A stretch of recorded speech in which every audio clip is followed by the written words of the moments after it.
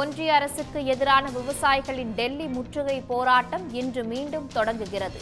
நாடு முழுவதும் உள்ள விவசாயிகள் பேருந்துகள், ரயில்களில் டெல்லிக்கு வர அழைப்பு.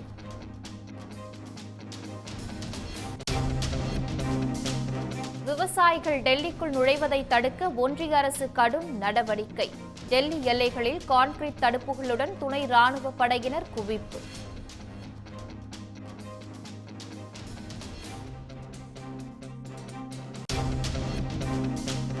அரசின் திட்டங்கள் மக்களை சென்றடைவதை உறுதி செய்ய நீங்கள் நலமா திட்டம் முதலமைச்சர் மு.க.ஸ்டாலின் இன்று தொடங்கி வைக்கிறார்.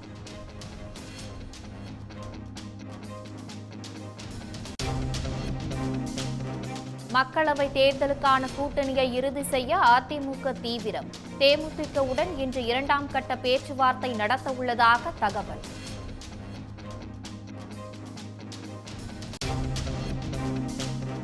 தேர்தல் பத்திர விவரங்களை தாக்கல் செய்ய அவகாசம் கோரும் பாரத ஸ்டேட் வங்கிக்கு அரசியல் கட்சிகள் கண்டனம்.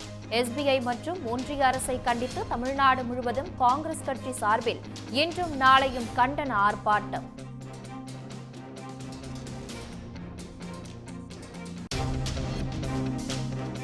சென்னை தூத்துக்குடியில் மழையால் சேதமடைந்த வீடுகளை சீரமைக்க நிவாரணம் அறிவிப்பு. 45 கோடியே 84 லட்சம் ரூபாய் நிதி ஒதுக்கீடு செய்து தமிழ்நாடு அரசு அரசாணை வெளியீடு.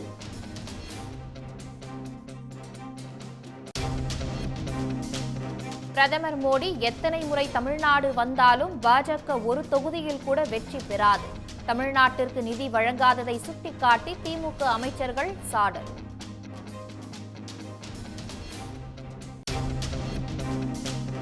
நாகை, திண்டுக்கல்லில் குழந்தை கடத்தல் குறித்து வதந்தி பரப்பிய 5 பேர் கைது.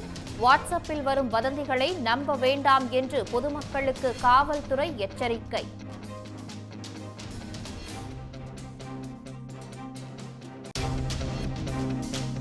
திருநங்கைகளுக்காக மதுரையில் பிரத்யேக நூலகம். சமூகத்தில் மாற்றத்தை ஏற்படுத்த முடியும் என்று நம்பிக்கை.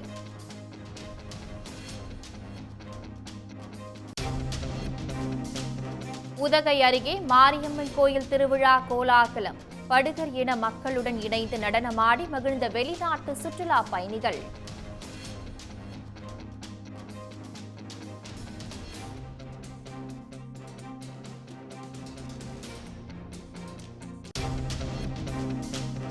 இன்று காலை 10 மணிக்கு முக்கிய அறிவிப்பை வெளியிடப் போவதாக மம்தா பானர்ஜி அதிரடி.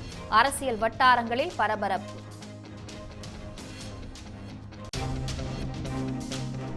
மக்களவை தேர்தலில் பாஜக சார்பில் போட்டியிடும் வேட்பாளர்கள் பட்டியல் இன்று வெளியாக வாய்ப்பு. உத்தேச வேட்பாளர்கள் பட்டியலுடன் அண்ணாமலை மற்றும் எல். முருகன் இன்று டெல்லி பயணம்.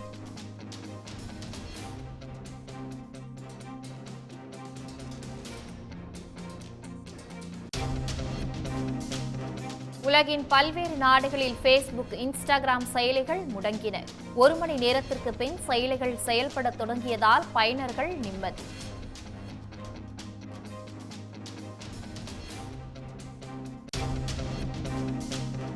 வானில் இருந்து விழுந்த மாயப்பெட்டி என கூறி 50 கோடி மோசடிக்கு திட்டமிட்ட கும்பல். தெலுங்கானாவில் குறுகிய காலத்தில் பணக்காரர்களாக எண்ணிய 4 பேர் கைது.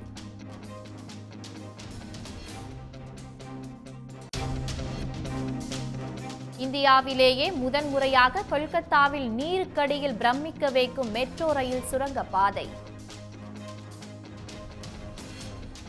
ஹூக்ளி ஆற்றின் கீழே 4.8 கிலோமீட்டர் தூரம் கொண்ட பாதையை பிரதமர் மோடி இன்று திறந்து வைக்கிறார்.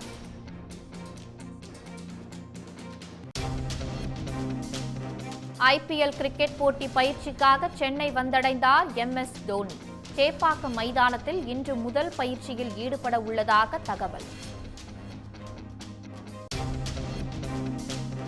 இந்தியா, இங்கிலாந்து இடையேயான கடைசி டெஸ்ட் கிரிக்கெட் போட்டி நாளை தொடங்குகிறது.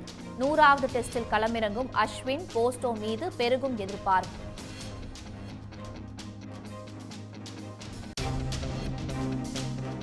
பெண்கள் பிரீமியர் லீக் கிரிக்கெட் தொடரில் 4வது வெற்றியை பதிவு செய்தது டெல்லி கேபிட்டல்ஸ். டெல்லியில் நடைபெற்ற போட்டியில் மும்பை அணியை 29 ரன்கள் வித்தியாசத்தில் வீழ்த்தி அசத்தல். உடனுக்குடன் செய்திகளை தெரிந்து கொள்ள சன் நியூஸ் பெல் ஐகானை கிளிக் பண்ணுங்க.